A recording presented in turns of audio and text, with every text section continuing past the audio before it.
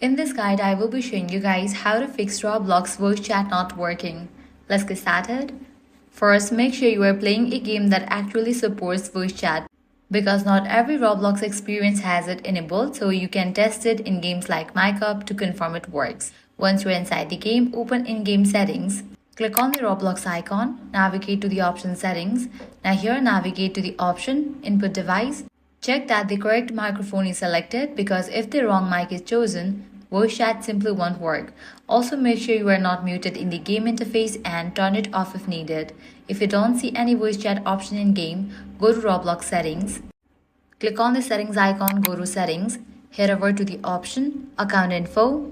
Here make sure your phone number is verified, likewise your age is verified.